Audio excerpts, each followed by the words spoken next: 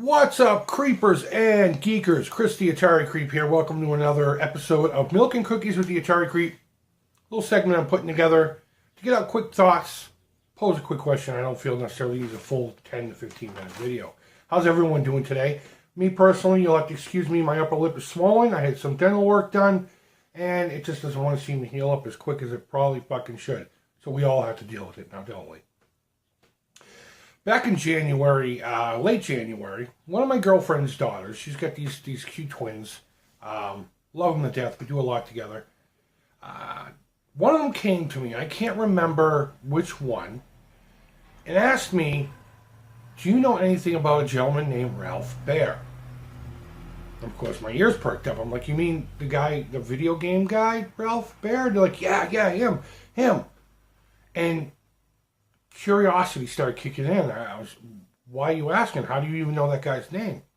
Well, it turns out that once a week they get these little comprehension articles that they have to read and answer 5 or 6 questions at the end of it. Simple things that we all did in elementary school and further on. But this one happens to be called Video Games for Work and Play.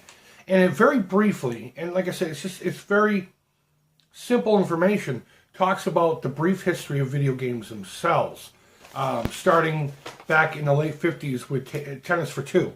They just call it a tennis game. Next paragraph was about Ralph Baer wanting to bring video games to the home to connect to a television. Again, they don't mention the Magnavox Odyssey. And then, of course, they go through the different technology phases all the way up to the internet. And the other part that I thought was really interesting, they talked about how video games are not only for fun, but they can also be used as a valuable training tool for, say, such the military or pilots, and putting them in situations that could be dangerous in real life, where they can practice those skills to accomplish whatever it is that they need to accomplish before they go out into the real world and do it for real. At least they have a grasp on what's going on.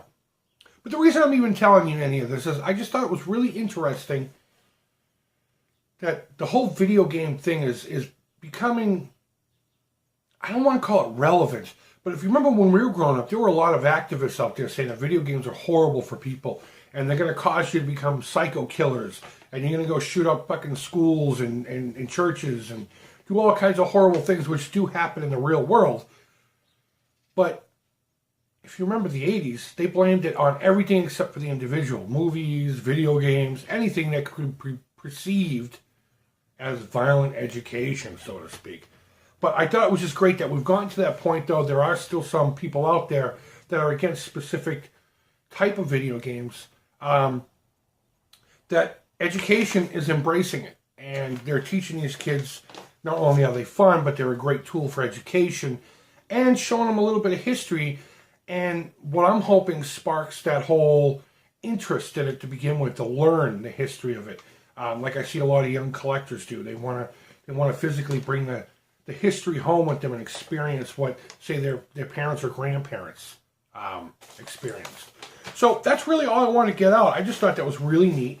And what I'll do is I'll take a picture of the article and I'll post it at the end of the video just so you can freeze on it if you care to read it. It's very basic information.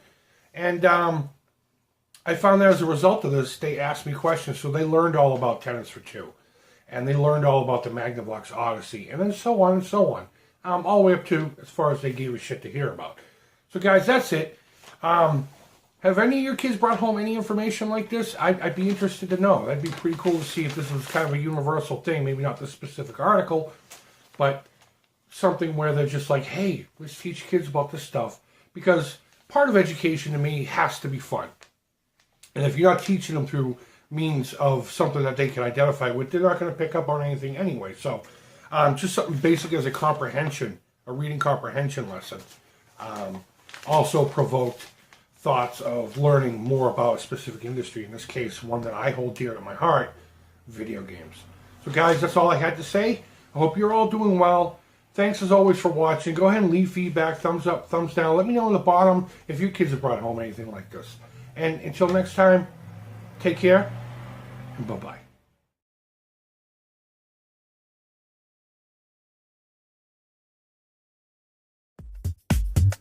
Hey, what's up, folks? The Creep here. Thank you, as always, so much for watching. If you enjoyed this video, be sure to subscribe for more. You can follow The Creep on social media, and feel free to reach out at any time here on YouTube, Facebook, Instagram, and Twitter. Creep would love to hear from you. And as always, thank you, take care, and bye-bye.